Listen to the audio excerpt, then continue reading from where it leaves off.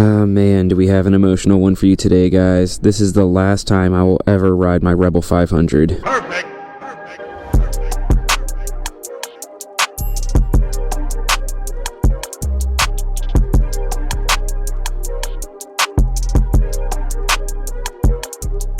Welcome back to Life of Birch. This is Birch, and that's right, my Rebel gets picked up by the new owner's shipping company within the next 2 days, so this is the last time I will ever ride the bike, so I figured what better way to start it than by pulling it 1 foot from the water, risking it falling in and losing it forever, but knock on wood, it seems like it worked out in our favor. Now we're going to hop on and go for a ride through downtown Annapolis, and we'll kind of just reminisce on old times. You'll notice it has the stock exhaust. Sounds like such a baby. Used to have the shorty on it, but the winner of the bike said that I just almost slipped on that like slimy algae stuff. The winner of the bike said that he wanted the stock exhaust put on. Let me not slide through this mud also.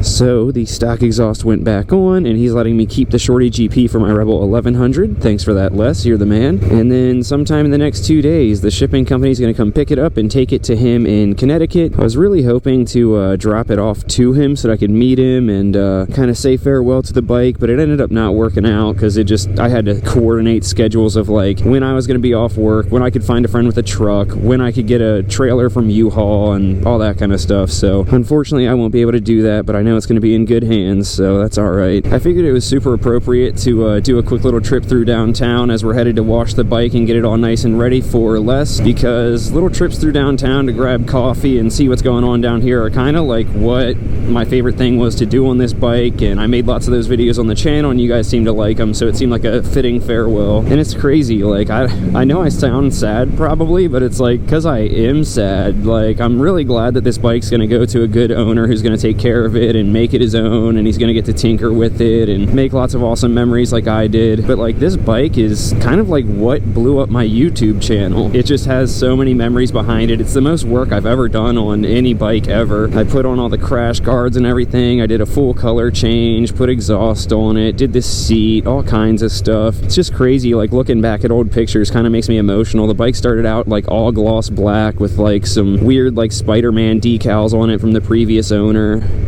Don't pull out in front of me, lady. What are you doing? And now seeing like what I've made the bike, it's just, I don't know, it's crazy. And why are you hitting your brakes? I'm trying to be emotional here. Maybe I'm not paying attention because I'm being emotional. But anyway, it's just so crazy to think of like how this bike started and where it is now. I was kind of hoping to keep it forever, but then the Rebel 1100 happened and I just had to do that. But Les, if you're watching this, which I'm sure that you are, if you ever sell this bike, I get first dibs. I don't care if it's next year. I don't care if it's 5 years from now. I don't care if it's 10 years from now. I better be the first person that you hit up when it's time to sell. And you know what? All this reminiscing kind of has me thinking back to the glory days of when I first got it and all the work that's been done to it. So let's roll a quick montage of all the fun memories and what this bike was all the way up to what it is now.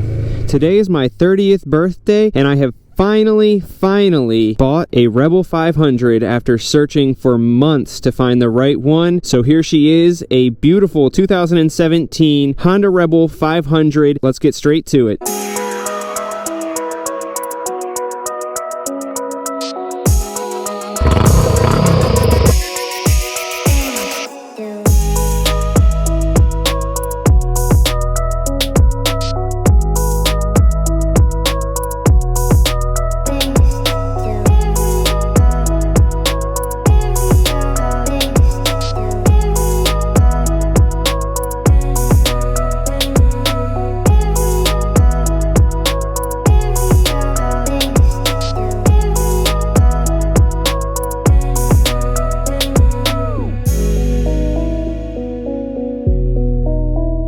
Oh man, good times.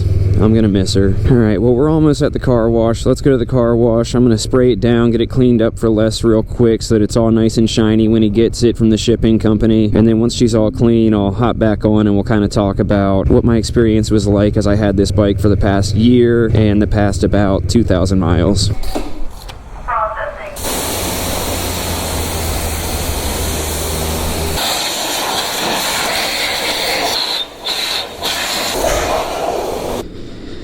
Oh man, This is the last time I'll ever clean her. Brings a tear to my eye. Now, granted, I'm sure she'll be covered in pollen by the time that she gets to the new owner, just because it's springtime and the pollen's insane, but for now, at least she's clean.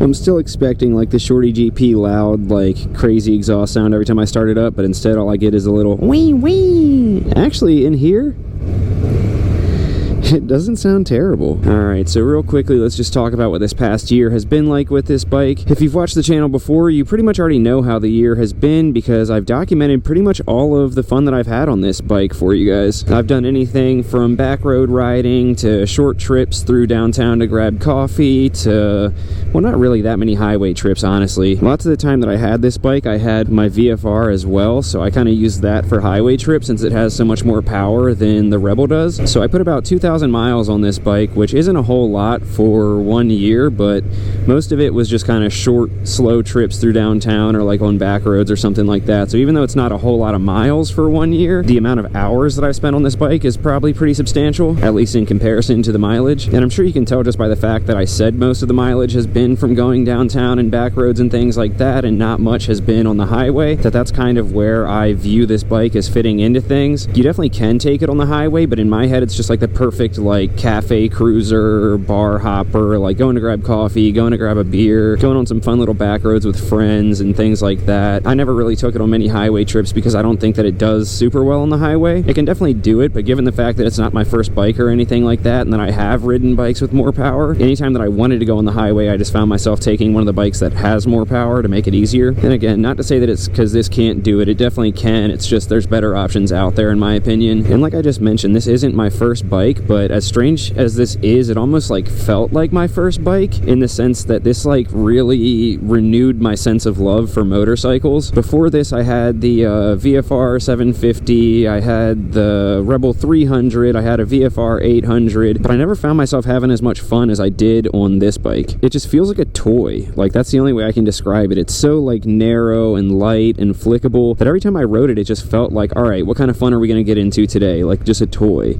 Like, see, I could just like go down back here and nobody's gonna say anything. Whee! Like, if I wanted to, I could explore and just like go through this little like crack in the curb. It's like a little toy. Whee! But you know what I mean? Like, I couldn't just like zip through and go around and stuff on like my VFRs. I could, but it would be a bit cumbersome, and I don't know. That's just how I view it. It's so much fun for just like finding cool new little alleyways and going down and exploring. And like, that's my favorite part about kind of my renewed sense of the love for motorcycles is like exploring, getting out there and just seeing what you can find, what kind of fun you can get into. When I had my VFRs, like I could do that, but they were so heavy and kind of cumbersome that I used them more for just like highway trips. And like, what can you explore on the highway? You can go to new places, sure, but like if you're going around downtown like this, you can't like weave in and out, not weave in and out, but you can't like, you know, go through cars or go through little alleyways. This is just the perfect like exploration bike in my eyes anyway. Now a quick little like comparison of this versus the 1100 is like, I haven't ridden this bike literally at all since I got the 1100, just because, you know, once you get a new bike, that's all you focus on. And if it's just a bigger version of this, why would I ride this if I could ride that? So having not ridden this for a month and only riding my 1100, it kind of like, I thought I remembered what it was like riding this, but I really didn't. And it's a lot less similar to the 1100 than I thought I remembered. The handlebars are a lot lower. I find myself shifting a lot more because the gears are closer together and it has less power. It's much more narrow. Definitely feels lighter, but like not crazy lighter. And then a comparison of like the manual versus manual, not only am I shifting a lot more, but the clutch engagement point is super far out on this 500 versus my 1100. My 1100, the clutch is only out a little bit when it engages. This one, it's like all the way out here when it engages. So much traffic. This is when I'm like tempted to just like lane split and go through everybody, but I won't. I'll be good. Oh yeah, and as I slowed down there, another thing came to mind. These brakes are nowhere near as good as the 1100s. Obviously, they don't necessarily need to be because it has so much less power than the 1100, but the 1100 can stop on a dime compared to this. You know what? I'm actually going gonna go right and go down here and take a picture of this bike in the typical spot that I always go for pictures one last time. You know, I'm not really sure what else to say about the year that I've had with this bike. I think that kind of sums it up. I'm just kind of in the moment right now, soaking in the last ride on this thing that like literally changed my life. Is the thing that led me to have the YouTube channel that I have now, led me to make any kind of like money on the internet, had me meet so many cool people, and like gained all the subscribers that I have. I think that's really all I have to say about the year with the bike. I think I'll just leave it at like, if you want to see what the year was like, just go check out my old videos. You can go through my playlist of Rebel 500 videos and Rebel videos and see exactly what all I did on this if you haven't seen it before, and then stick around to check out all the videos with my new 1100 that I don't want to say will take the place of this, but like, you know,